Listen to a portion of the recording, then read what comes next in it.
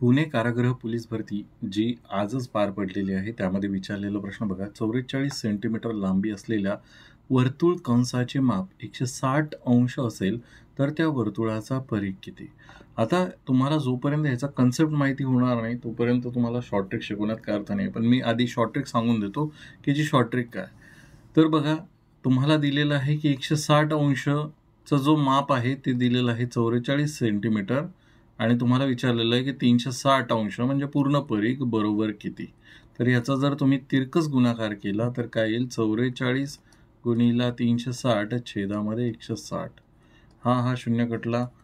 याला 4 ने भाग दिला. 11 चोक 44 आणि 4 चोक 16, 4 9 36. किती उत्तर येणार आहे? 99 सेंटीमीटर.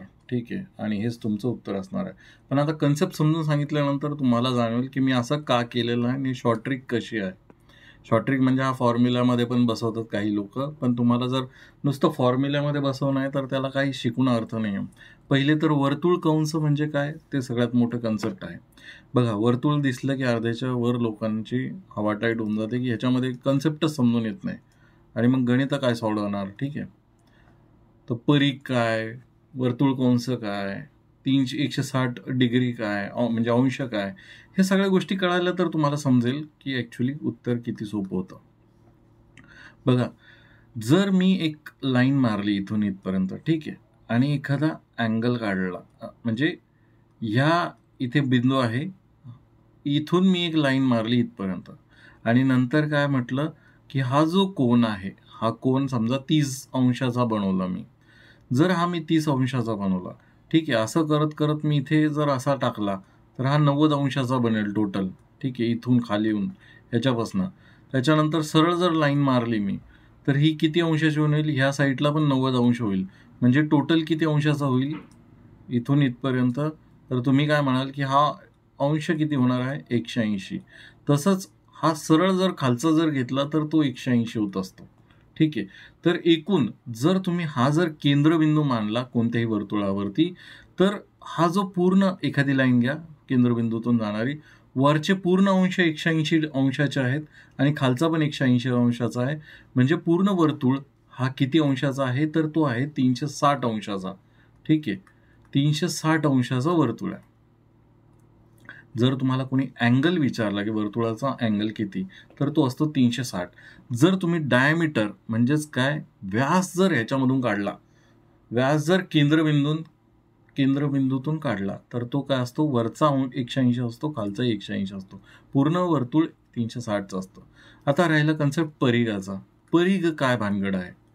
तर परिघ बघा, एखादी इथे मी कट मारतो. समजा तुमच्याकडे एखादा रबर आहे असं समजा. मी इथे कट मारला, रबरला कट केला. आता रबर कसं आहे? गोल होतं. तुमच्या हातात म्हणजे तुम्ही केसाबिसाला, बॉबीला कशाला लावत असाल, तर ते हातामध्ये काही काहींना सवय असते. तर ती कट केल्यानंतर ती एक सरळ लाईन बनते. म्हणजे मी जर इथे कट मारला समजा, तर ही लाईन मी इथून मोजली, तर ही लाईन इथून इथपर्यंत म्हणजे ही जेवढं सरळ करेल मी, तर हे जेवढं अंतर असणार आहे, तर ॲक्च्युली परिघ असतो.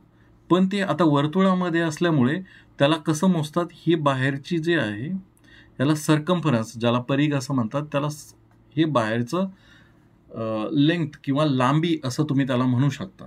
ठीक आहे. तर ती बाहेरची लांबी आहे. त्याच्याच उलट क्षेत्रफळ काय असतं? तर क्षेत्रफळ म्हणजे काय? तर ह्या परिघामध्ये म्हणजे ह्या एवढ्या लांबीने आतमध्ये जेवढं परिक्षेत्र म्हणजे क्षेत्र व्यापलं आहे, त्याचा जो एरिया असेल त्याला क्षेत्रफळ असे म्हणतात. ठीक आहे. आता तुमचा हे तर कन्सेप्ट क्लिअर झाले की क्षेत्रफळ काय, 360 कुठून आले आणि काय. ठीक आहे. आता काय, वर्तुळ कंस. आता मेन येतो कन्सेप्ट वर्तुळ कंसाचा. समजा हा केंद्रबिंदू आहे. ठीक आहे.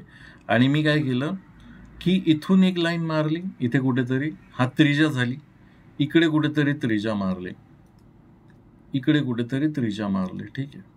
आणि ह्याच्यामध्ये कुठे नाही, थांबा 1 मिनिट. ठीक आहे. हा केंद्रबिंदू आहे, इथे एक लाईन मारली, इथे एक लाईन मारली, म्हणजे हा त्रिज्या झाल्या, दोन्ही त्रिज्या झाल्या. तर वर्तुळ कंस म्हणजे काय? तर त्याला लेंग्थ ऑफ आर्क म्हणतात. तर वर्तुळ कंस म्हणजे हे जे वर्तुळ आहे एवढंच, याला वर्तुळ कंस असे म्हणतात. इथून इथपर्यंतची लांबी कोणती वाली, तर ही वाली जी लांबी आहे याला वर्तुळ कंस म्हणतात. मग वर्तुळ कंसाची लांबी कशी शोधतो आपण, तर वर्तुळ कंस काय होणार की आपल्याला परिघाचं सूत्र माहिती पाहिजे. तर परिघाचं सूत्र म्हणजे पूर्ण ह्याच्यात सूत्र असतं 2πr. ठीक आहे, हे 2πr झालं परिघाचं सूत्र 2πr.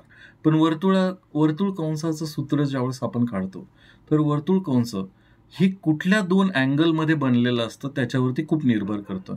म्हणजेच काय, तर अँगल म्हणजे काय, तर ह्या दोन लाईनमध्ये किती अंश आहे. समजा हे छोटं दिसत आहे तर तुम्ही म्हणू शकता की ते 60 अंश असेल, पण तुम्हाला 160 अंश करायचं आहे ज्या कंडिशनमध्ये, तर तो किती करावा लागेल, एक इथे करावं लागेल, एक सरळ रेष होता होता थोड्याहून सोडावं लागेल. म्हणजे ओव्हरऑल 160 अंशाचा कोन इथे जर तयार झालेला आहे. आणि ही जी लाईन आहे, ह्या लाईन म्हणजे ह्या दोन बिंदूमधलं जी रेष आहे ते काय असणार आहे तुमचा, तो असणार आहे वर्तुळ कंस. ठीक आहे, तर याची लांबी किती होणार आहे, जर तुम्ही म्हटला की 360 हा टोटल जर असेल 360 वर्तुळाचा, तर 360ला जर 2πr मी म्हटलं, परिघ म्हटलं, तर तुम्ही काय म्हणू शकता, तर 360 अंशाला मला किती पाहिजे म्हणजे वर्तुळाचा परिघ, पण त्याच्या जागी तुम्हाला वर्तुळ कंस दिलेला आहे 160ला. 160 बरोबर 44 सेंटीमीटर. ठीक आहे, 160 सेंटीमीटरमध्ये हा वर्तुळ कंस बनत आहे, म्हणजे एवढा एरिया व्यापत आहे. तुम्ही जर इथे घेतला असता तर तुम्ही काय म्हटलं असता की 60 अंशाला इथे किती लांबी घेतली आहे त्याने, तर ती लांबी जी असणार आहे ती ह्या कोनाच्या ह्याच्यामध्येच हे असणार आहे, काय म्हणता येईल त्याला, ह्या कोनाच्याच प्रपोर्शनमध्ये असणार आहे.